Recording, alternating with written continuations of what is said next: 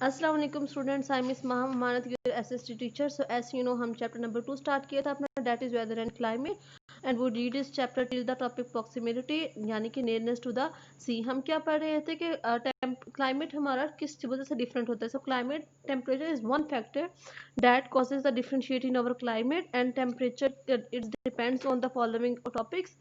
So today's our हम start करेंगे topic ocean D से, ocean current. Let's start reading. In some part of the world, ocean current also affect temperature in cold Humboldt current from the Antarctic sweep of the west coast of South America. Keeping countries like Peru, which is well within the tropics, quite cool. यानी कि कुछ countries में temperature जो है, कुछ parts of the world में जो temperature है वो ओशन करंट पे डिपेंड करता है। पानी की जो तेज लहरें होती हैं वो अंटार्कटिक ओशन से साउथ अमेरिका में वेस्ट की तरफ चलती हैं और वो बाकी कंट्रीज में भी जैसे कि पीरो है और जो टॉपिक के बिल्कुल करीब है उसको भी काफ़ी ठंडा रखती हैं। Lima only 20% south of the equator has a temperature range of 16 to 22 degree centigrade.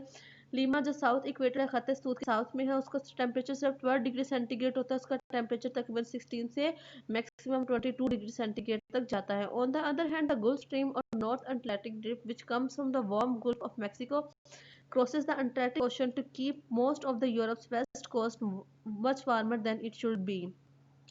उसके बाद बाकी अगर हम दूसरी तरफ देखें तो जो गल्फ स्ट्रीम होते हैं और नॉर्थ अमेरिकन जो ड्रिफ्ट हैं जो कि वार्म गल्फ मैक्सिको की तरफ से आती हैं, वो बहुत गर्म इलाके होते हैं। वो अटलांटिक ओशन से गुजर के आती हैं उनकी हवाएं, लेकिन यूरोप की जो वेस्ट कोस्ट है वो बहुत ज़्यादा गर्म रहता है। जितना उसे होना चाहिए वो उससे भी ज़्यादा गर्म रहता है।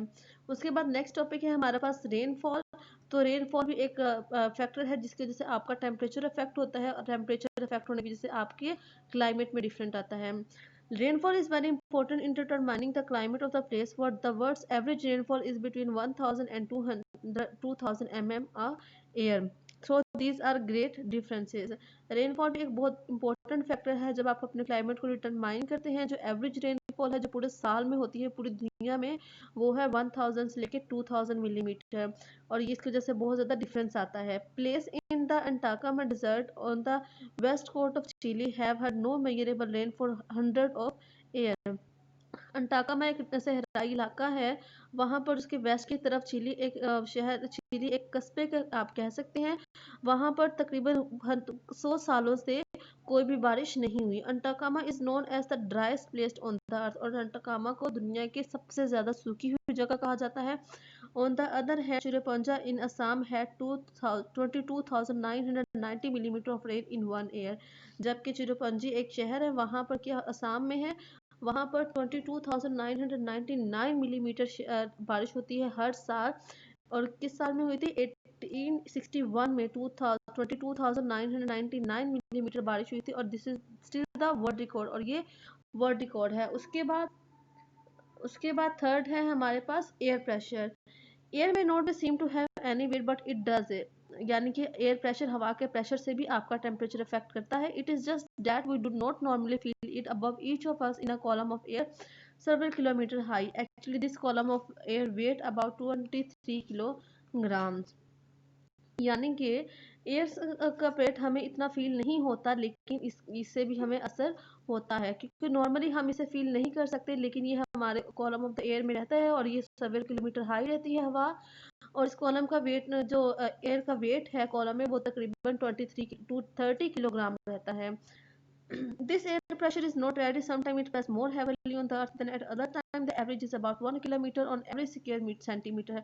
When the pressure is high, the air is pushing down on the surface. The weather is usually fine and dry. When the pressure is low, it is usually stormy or wet. The air pressure यानी कि एक same नहीं रहता, ये mostly कभी ज़्यादा बारिश होती है देन द अदर टाइम और पूरी दुनिया में कभी कम होती है।